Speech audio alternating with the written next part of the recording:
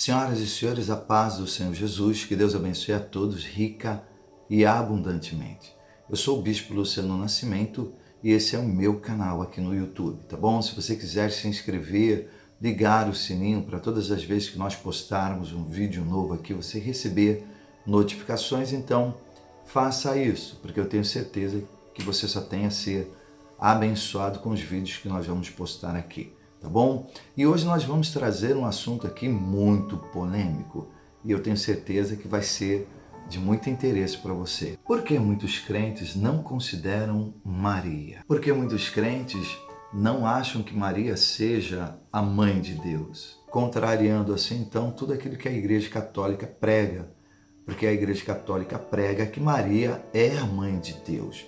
E a pergunta que eu faço a você, Maria é ou não é a mãe de Deus? Aliás, eu gostaria que você deixasse um comentário aí embaixo com a sua opinião também, porque agora, biblicamente, nós vamos dar a nossa, tá bom? E eu sei que muitas pessoas vão ficar espantadas, vai ser algo assim bombástico, mas eu quero declarar que Maria é a mãe de Deus na carne. E por que Maria é a mãe de Deus na carne? Porque Jesus, o único Deus verdadeiro, ele se fez carne e habitou entre nós. Então as profecias já indicavam a vinda do Messias através da vida de uma virgem. O livro de Isaías, capítulo 7, versículo 14, a palavra já dizia assim, veja: portanto, o mesmo Senhor vos dará um sinal. Eis que uma virgem conceberá e dará à luz a um filho, e será o seu nome Emanuel. Então a primeira coisa que nós temos que entender é quem era esse menino. Isaías, ele continua dizendo, lá em Isaías capítulo 9, a partir do versículo 6, ele diz quem era esse menino que iria nascer. Porque um menino nos nasceu, um filho se nos deu, o principado está sobre os seus ombros. O seu nome será maravilhoso, Conselheiro, Deus forte, Pai da eternidade, Príncipe da paz. Então, quem nasceu foi o Deus forte, o Príncipe da paz, o maravilhoso, o Conselheiro. Quem nasceu, senhoras e senhores, através de Maria, foi o Verbo de Deus, que se fez carne e habitou entre nós. E João, senhoras e senhores, o apóstolo amado, ele faz uma análise para nós de quem era Jesus. Quem foi realmente Jesus? Então, lá no seu Evangelho, no capítulo 1, no versículo 1, ele declara o seguinte, que no princípio era o Verbo estava com Deus, e o Verbo era Deus. Olha, eu pergunto a você, o que é o Verbo? O Verbo é a palavra, o Verbo é a fonia. Em outras palavras, a fonia, o Verbo se fez carne, a palavra de Deus se fez carne e habitou entre nós. Ele continua dizendo, ele estava no princípio com Deus. Todas as coisas foram feitas por ele, e sem ele nada do que foi feito se fez. Ele quem? O Verbo, é claro.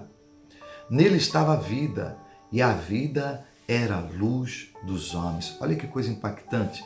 E a luz resplandece nas trevas, e as trevas não a compreenderam. Vamos pular lá para o versículo 9, Diz assim, olha, ali estava a luz verdadeira, que alumia todo homem que vem ao mundo. Jesus é a luz verdadeira.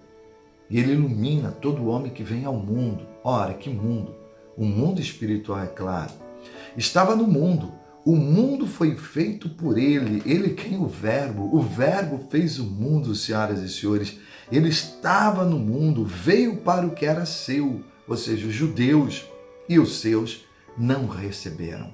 Mas todos quanto receberam, deu-lhes o poder de serem feitos filhos de Deus, aos que creem no seu nome. Agora, o que é mais impactante está lá no versículo 14. E o Verbo se fez carne e habitou entre nós, e vimos a sua glória, como a glória do unigênito do Pai, cheio de graça e de verdade. Então, em outras palavras, Deus ele se fez carne.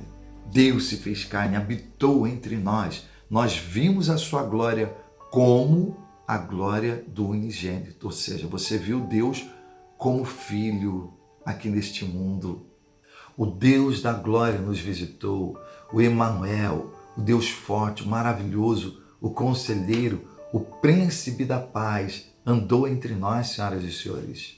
E Maria, ela teve o privilégio de ser escolhida pelo Espírito Santo para gerar o Filho de Deus. Então, Maria realmente é mãe de Deus na carne. Ela foi uma santa mulher, assim como os apóstolos, o apóstolo João, o apóstolo Paulo, Mateus, Marcos, Lucas. Ela foi uma santa mulher. Ela acompanhou Jesus até os últimos momentos da vida de Jesus. Ela ajudou a descer o corpo de Jesus da cruz. E ela chorou muitíssimo, senhoras e senhores, quando ela viu seu filho sendo crucificado, inocente, nunca havia cometido pecado, nenhuma atrocidade, mas a maldade do coração dos homens era tão grande que crucificaram o Rei da Glória. Jesus é o Rei da Glória e Maria sabia que Jesus era o Rei da Glória, tanto que ela chega para os serviçais naquele casamento, onde ela pede, intercede pelos noivos, porque o vinho havia acabado, e ela chega para Jesus e diz: olha, o vinho acabou.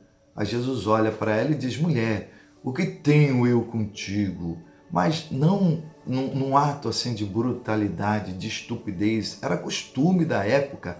É como se Jesus estivesse dizendo para ela: poxa, mulher, olha, mãe, não me expõe não, mãe. Mãe, não me expõe. Era como se Jesus estivesse se retraído. Mas ela chorou muitíssimo, senhoras e senhores, ao ver o seu filho inocente, imaculado, sendo crucificado injustamente. Maria sabia que Jesus era o Filho de Deus. Ela sabia disso o tempo todo. Maria, ela foi uma mulher caridosa, amorosa, cuidou bem de todos os seus filhos, era uma excelente esposa, amava Jesus. E eu vou dizer para você que ela é digna de todo respeito, de toda a honra, assim como Paulo, Pedro, João e todos os apóstolos que entregaram as suas vidas por amor ao Evangelho. Então, senhoras e senhores, nós cristãos acreditamos sim que Maria é a mãe de Deus, o Deus Filho, o Deus que veio em carne. Ela é a mãe de Deus. Agora, a única coisa que os cristãos não aceitam é que Maria tenha se tornado intercessora dos homens. Inclusive, eu gostaria de mostrar isso para você usando a Bíblia Católica. Eu tenho aqui uma Bíblia Católica, tá? A Bíblia de Jerusalém, lá no livro de 1 Timóteo, capítulo 2, a partir do versículo 3. Veja que coisa interessante. Eis que é bom e aceitável diante de Deus, nosso Salvador, que quer que todos os homens sejam salvos e cheguem ao conhecimento da verdade. Pois há um só Deus, um só mediador entre Deus e os homens, um homem, Cristo Jesus, que se deu em resgate por todos nós. Então só existe um mediador, um intercessor, e esse intercessor realmente é Jesus Cristo. Aí você me pergunta: bispo, por que Maria não pode interceder por nós? Ela não nos ama? E eu digo para você que Maria, ela nos ama. Maria, senhoras e senhores, ama todos nós. Mas por que ela não pode interceder por nós? Assim como Paulo não pode, Pedro não pode, Tiago, Timóteo não pode mais, porque eles morreram, senhoras e senhores. Eles estão mortos.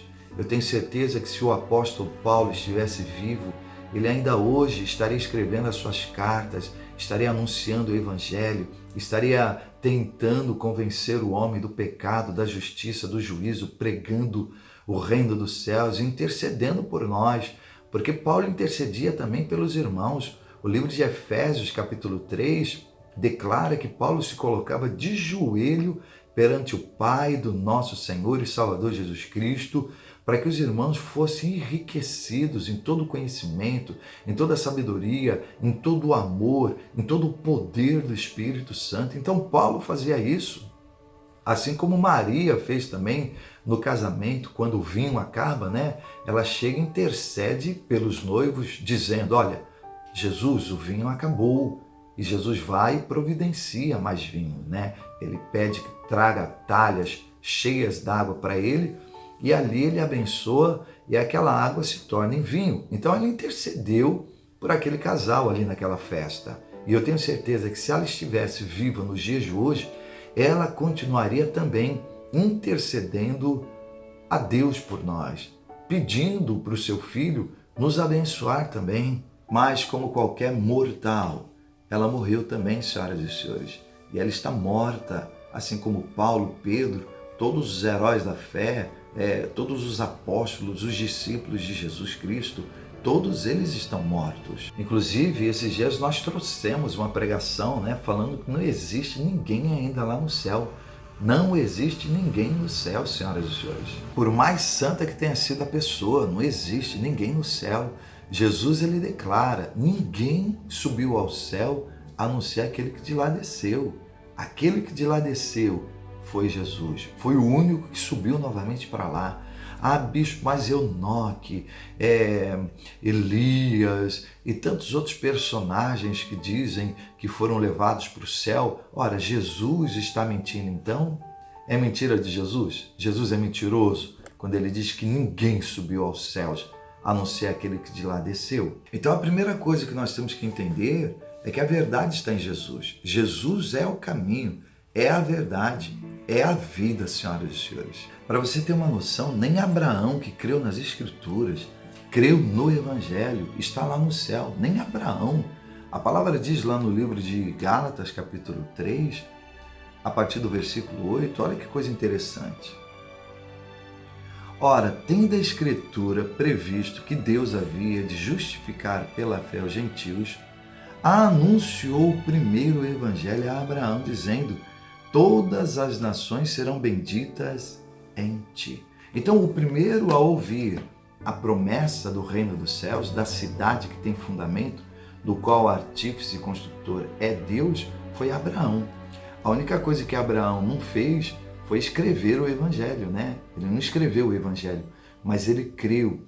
E por esse motivo a palavra diz que ele saiu peregrinando, morando em cabanas, em cavernas, com seus filhos Isaque e Jacó, porque ele esperava a cidade que tem o fundamento, no qual o artífice e construtor é Deus. E a palavra diz lá no livro de Hebreus que todos esses homens morreram na fé, sem terem alcançado a promessa da salvação, da vida eterna. Veja o livro de Hebreus, capítulo 11, a partir do versículo 8. A palavra diz assim, veja: pela fé Abraão, sendo chamado, obedeceu, indo para um lugar que havia de receber por herança, e saiu sem saber para onde ia. Pela fé habitou na terra da promessa, como em terra alheia, morando em cabanas com Isaque e Jacó, herdeiros com ele da mesma promessa, porque esperava a cidade que tem fundamento, do qual o artífice e construtor é Deus. Ele esperava essa cidade. Então, ele acreditou no Evangelho, porque só quem crê no Evangelho acredita nessa cidade. Acredita que existe um outro mundo além desse, senhoras e senhores. Acredita que isso daqui não é o fim. Isso daqui é somente um estágio, Porque, na realidade, o término de tudo está lá no céu.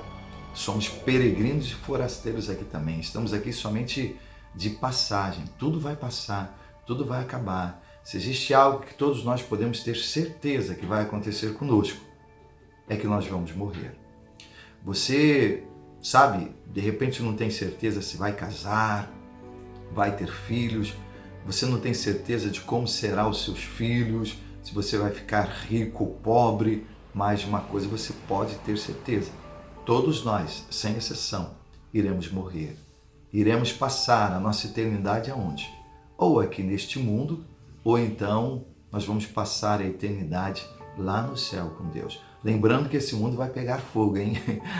Esse mundo vai se tornar o lago de fogo e enxofre. Então, pense direitinho. Pulando para o versículo 13, a palavra diz assim, olha: todos estes morreram na fé, sem terem recebido as promessas, mas vendo-as de longe e crendo nelas e abraçando-as, confessaram que eram estrangeiros e peregrinos na terra. Porque os que dizem isso claramente mostram que buscam uma pátria E se na verdade se lembrasse daquela de onde haviam saído, teriam oportunidade de voltar atrás. Mas agora desejam uma melhor, isto é, a celestial, pelo que também Deus não se envergonha deles de se chamar seu Deus. Então eles caminhavam em busca dessa pátria, da vida eterna. Agora, o mais impactante está aqui, senhoras e senhores, no versículo 29. Diz assim, olha, todos estes, tendo tido testemunho pela fé de serem probos, retos, justos, obedientes à palavra, não alcançaram as promessas, nenhum deles. Provendo Deus alguma coisa melhor a nosso respeito, para que eles, sem nós, não fossem aperfeiçoados. Então, sem nós, eles não vão alcançar a salvação. Sem nós, eles não vão entrar na vida eterna. Eles estão dependendo de nós, da nossa salvação, da nossa entrega. Eles estão esperando ainda o número dos santos, dos escolhidos, por Deus. Escolhidos por quê? Deus faz acepção? Não. Deus não faz acepção de pessoas. Deus vai escolher aquelas pessoas que verdadeiramente fizeram a sua vontade, obedeceram o seu evangelho. Então essas pessoas, elas serão escolhidas. Mas o bom desejo do coração de Deus é que Ele quer que todas as pessoas se salvem, senhoras e senhores, sem exceção. Aí eu te faço uma pergunta: se Abraão, Isaac, Jacó, todos os heróis do passado, os apóstolos do Senhor Jesus, ainda não estão lá no céu, poxa, o que seu familiar já está fazendo lá no céu então? O que o seu familiar tem de bom, de melhor, para já estar lá no céu? Ah, morreu, está lá no céu. É o que as pessoas dizem, Ah, morreu, já está lá no céu. Ou está lá no céu, ou então dizem que já estão lá no inferno, Mas é como eu disse, para sua tristeza, todas as pessoas que você mandou para o inferno ainda não estão no inferno. O inferno está preparado, senhoras e senhores, preparado para o diabo, a antiga serpente, o dragão, Satanás e todos os adoradores dele, todos os seguidores, todos aqueles que foram desobedientes à palavra do nosso Senhor e Salvador Jesus Cristo. Então, os nossos familiares que já partiram estão esperando ainda a vinda de Jesus, porque senão não haverá necessidade de existir ressurreição. As pessoas vão morrendo e já vão para o céu, morre e vai para o céu, morre e vai para o céu. Então, qual a necessidade da ressurreição? Não há necessidade. Então, senhoras e senhores, nós temos que estar muito atentos. Todos os homens que morreram do passado, do Velho Testamento, há 2000 anos atrás, eles estão repousando.